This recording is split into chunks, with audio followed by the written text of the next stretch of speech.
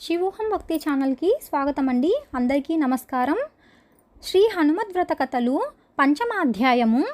శ్రీ పరాశుల వారు చెప్పుచున్నారు, ఓ మైత్రేయ, హనుమద్వ్రత ప్రభావమిట్టిది. ఈ వ్రత మహత్యమును పఠించినను వినినను జయమును పొందుదురు. సర్వవ్రతముల ఫలమునిచ్చు వేరొక వ్రతమును చెప్పుచున్నాను. హనుమద్వ్రతము వెంటనే విజయమునొసంగునట్టిది, రహస్యంగా ఉంచతగినట్టిది. ఆదివారముతో కూడిన హస్తా నక్షత్రమున వెనుకటి రీతిగానే హనుమత్ ప్రభువును అర్చించదగును. మైత్రేయ మహాముని పండ్లును గాని హవిస్సును గాని పాలను గాని ఆహారముగా గొనుచు వెనుక తెలిపిన ముద్రిక ధరించి 100 మార్లు మంత్రమును జపించనగును. తోరమును కట్టుకొని లేదా జందమున నుంచుకొని సాధకడుగాడు అశుచుల స్పర్శ లేనివాడై సవితృదేవతాగమగు హస్తా నక్షత్రమందెప్పుడు ముద్రికను పూజించవలెను. సంవత్సరము పూర్తి కాగా వేరొక క్రొత్త తోరమును ధరించవలెను.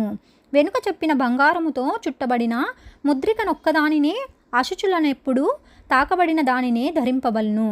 ఆదివారమున వచ్చు సవితృదేవతాకమగు హస్తా నక్షత్రమున ఈ వ్రతమును చేయువారు ప్రయత్నపూర్వకముగా గురువునర్పించి వాయనమీయవలెను.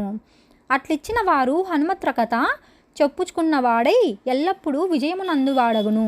ధనధాన్య సమృద్ధి పుత్రపౌత్రాధికమును పొంది దేవేంద్ర సమమగు నున్నవాడై రాజులను స్త్రీలను నరాధిపులందరినీ తమ ప్రాణధనమునతో సహదాసులు చేసుకొనును.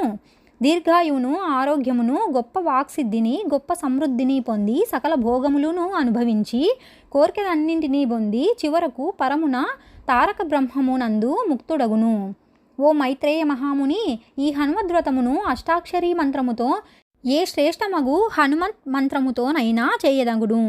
పూర్వము శ్రీకృష్ణుడు రథసారథిగా గల మహాబాహుండగున అర్జునుడా హస్తాదిత్య వ్రతమాచరించి యష్టాక్షమంత్రమును జపించి సాటిలేని బలమునంది ఎల్లప్పుడూ విజయము పొందెను.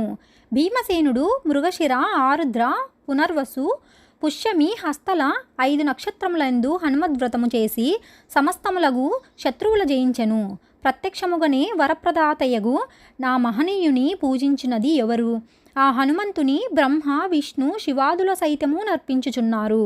హనుమంతునితో సమానమగు దైవత ఈ భూపతలమునను లేనే లేదు. ఈ ప్రమాణమే హనుమద్వ్రతమే శ్రేష్టమగు జయసిద్ధినిడునది అని తెలుపుము.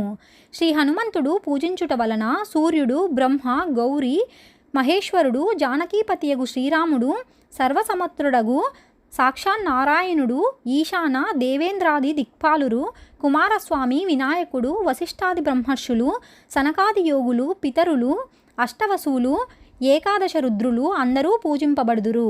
అనగా హనుమత్ పూజ చేసిన పై వారందరినీ పూజించినట్లే. అందుచే జయమును కోరువారు మహాత్ముడు శ్రీరామప్రియ సేవకుడగు హనుమంతుని సప్రయత్నుడై పూజింపనగును. ఎప్పుడు నిత్యము దీనిని వినునో లేక శ్రద్ధతో వినిపించునో అప్పుడు సమస్తములగు కోర్కెలు పొంది బ్రహ్మలోకమునందును చంద్రుడు లేని రాత్రి, ధనము లేని రోజు వలెను మైత్రేయ హనుమన్నామము లేని ప్రబంధము వ్యర్థమగును.